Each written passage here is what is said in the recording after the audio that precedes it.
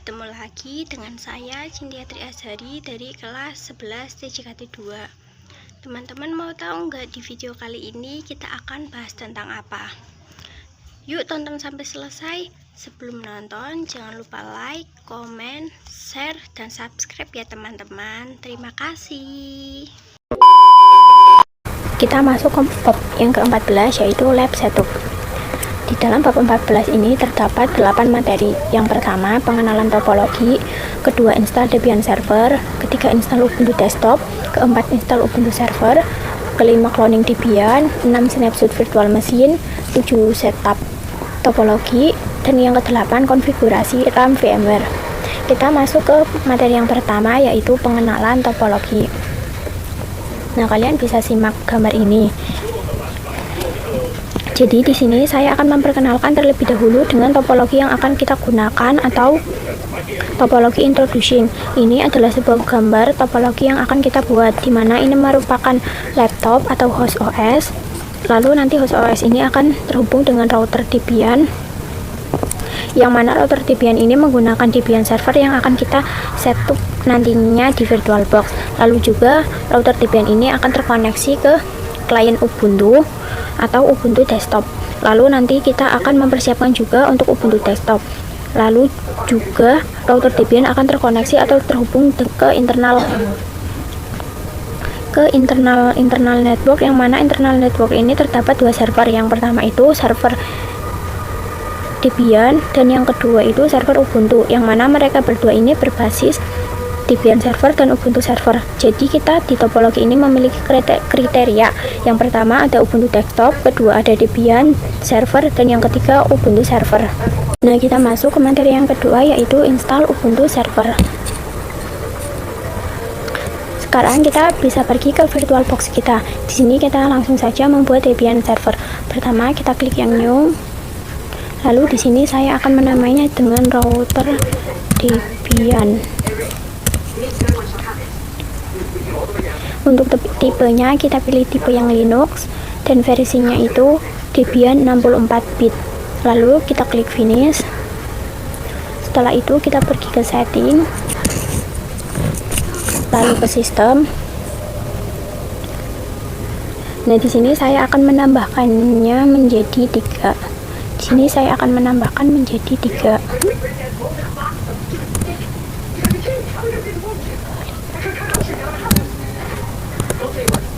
Nah, jika 3 ini tidak bisa, kita ubah menjadi 2. Lalu kita oke. Setelah itu kita start.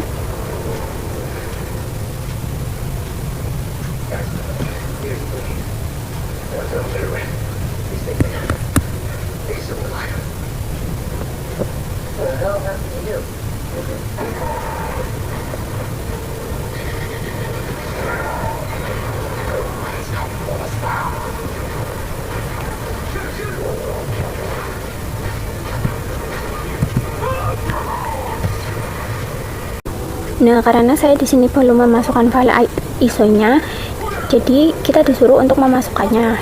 Kita masukkan terlebih dahulu.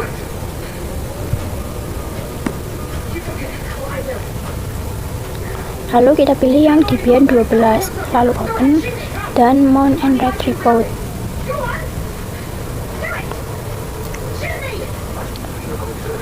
Lalu di sini karena kita akan menginstal yang tanpa GUI, saya akan memilih yang install karena kita akan menginstal yang CLI. Kita enter.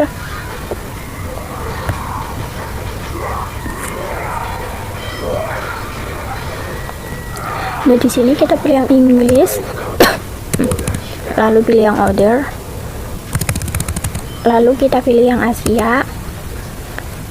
Setelah itu kita pilih yang Indonesia. Nah, di sini kita pilih yang United States. Kita pilih yang Amerika English.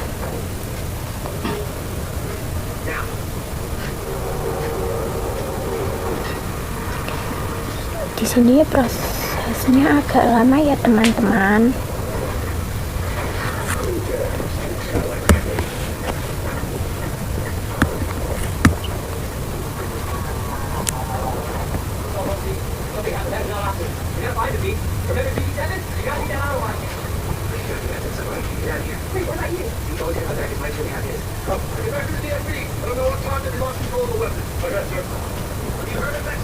Nah, jika sudah muncul, untuk hostname-nya kita namai router Debian.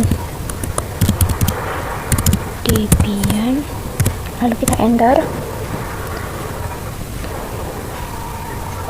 Untuk domainnya kita namai router debian.com, lalu enter. Lalu untuk password rootnya kita masukkan password 1-5 agar mempermudah kita, lalu enter.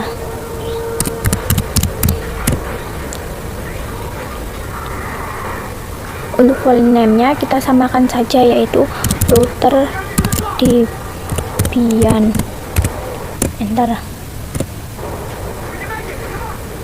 Lalu untuk passwordnya saya akan gunakan 1-5 lagi.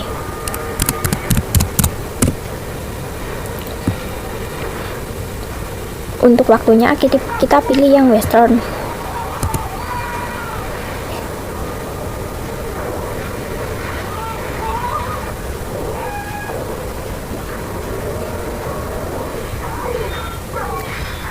Nah, kita pilih yang paling atas.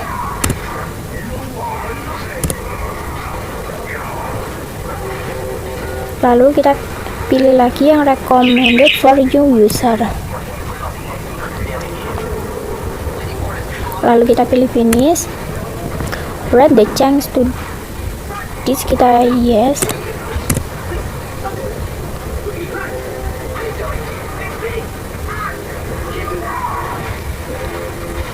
Di sini kita tunggu sampai selesai. Nah, untuk scan extra installation media kita pilih yang no saja. Lalu use a network mirror, no. Kita tunggu sebentar.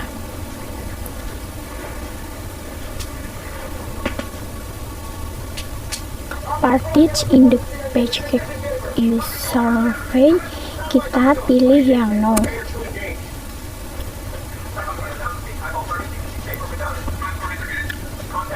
Di sini kita beri bintang di Debian desktop environment, GNOME, SSH server,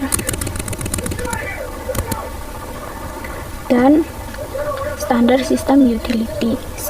Lalu kita enter.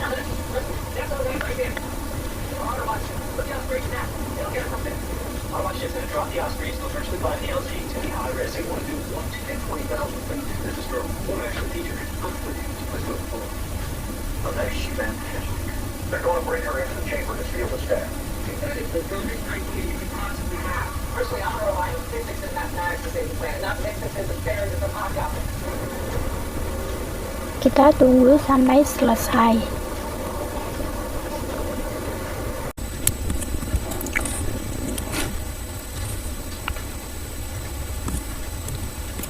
Nah, lalu kita pilih yang yes. Kita pilih yang slice dev SDA.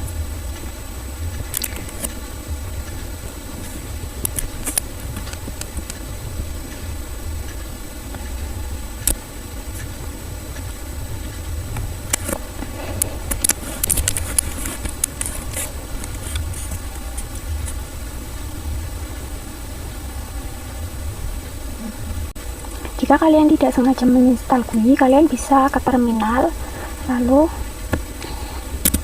kita cari terminal, lalu kalian bisa ketikkan perintah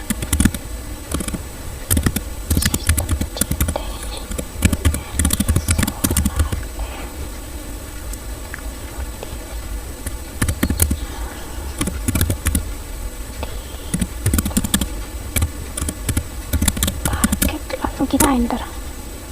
Nah, di sini kita masukkan passwordnya.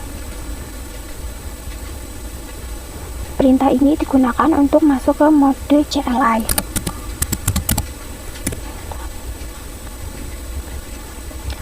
Nah, kita sudah masuk ke Debian CLI-nya. Kita coba login ke Debian-nya. Debian, lalu enter. Nah, ini sudah masuk dan kita sudah berhasil menginstal VPN servernya ya teman-teman. Kita masuk ke materi yang ketiga, yaitu install Ubuntu desktop untuk klien. Caranya, kalian bisa pergi ke browser kalian terlebih dahulu. Di sini saya menggunakan Google Chrome, lalu ketik Ubuntu desktop 22.4 download. Di sini kita pilih yang paling atas, kita gunakan yang versi 22.04.5. Nah, kita klik yang paling atas atau pilih yang desktop image. Kita klik yang ini. Nah, di sini otomatis akan terinstall ya teman-teman.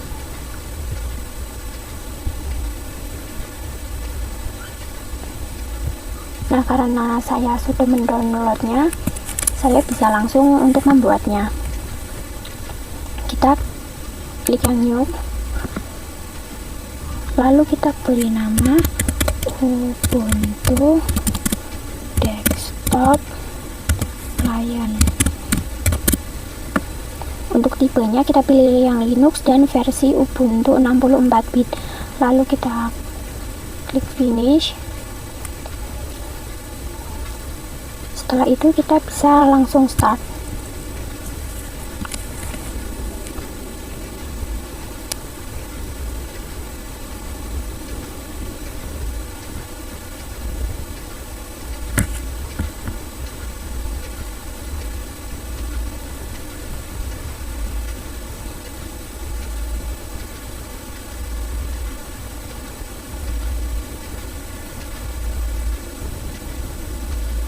Kita tunggu sebentar karena ini rada lama ya teman-teman.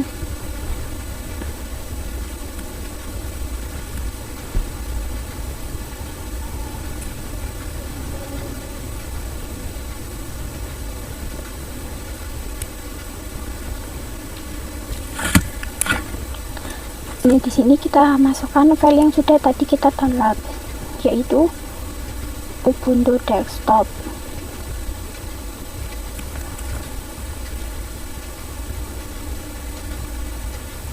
Pilih, lalu kita open, kita pencet yang mount and read report.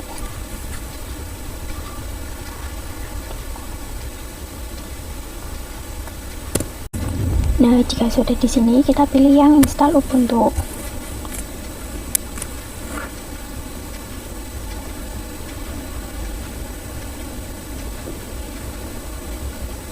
Kita tunggu sampai selesai karena ini prosesnya agak lama ya teman-teman.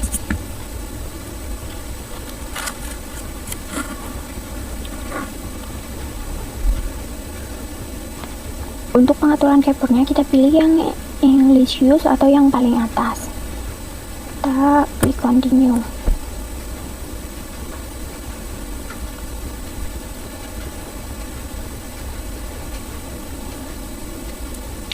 Di sini ada dua pilihan, yaitu normal installation dan minimal installation.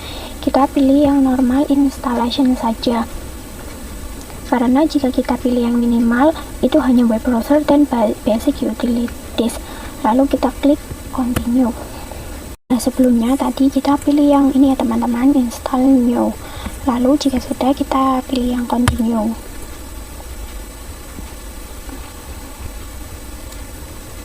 Maaf sebelumnya, proses ini memang agak lama ya teman-teman.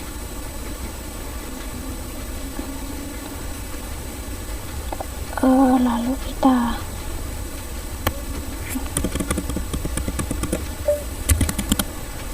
sini kita pilih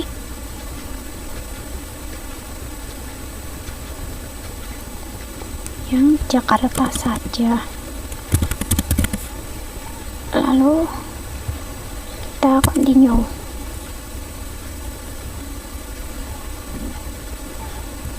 Kita masukkan nama kita,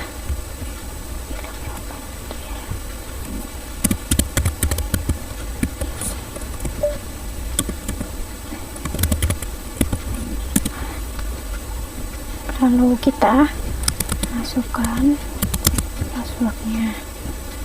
passwordnya 1 sampai 5 saja. Jika sudah, klik yang continue.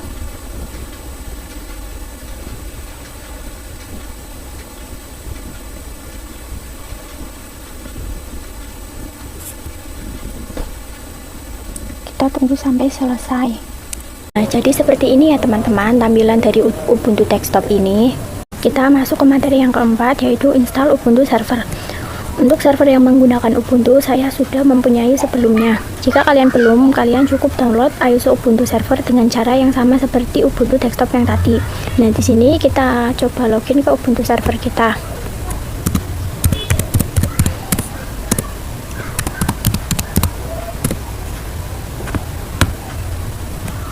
Nah, jadi seperti ini ya teman-teman tampilan dari Ubuntu Server kita. Selanjutnya kita masuk ke materi yang kelima, yaitu clone Debian. Sekarang kita butuh server 1 yang menggunakan Debian server. Kita akan cloning saja dari router Debian. Kita bisa klik kanan, lalu kita pilih yang clone. Kita beri nama server 1 Debian. Di sini kita pilih yang full clone karena kita ingin mendapatkan hasil seperti originalnya. Lalu kita finish. Kita tunggu sebentar sampai ini penuh. Proses cloning lebih cepat daripada menginstal. Nah, kita tunggu sebentar ya teman-teman.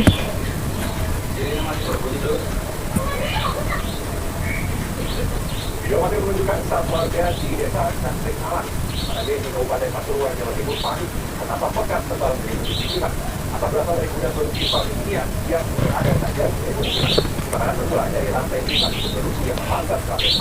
Kita tunggu sampai ini menjadi 100%. Nah, ini kita sudah berhasil clone. Di sini saya juga akan mengubah nama Ubuntu server yang sebelumnya.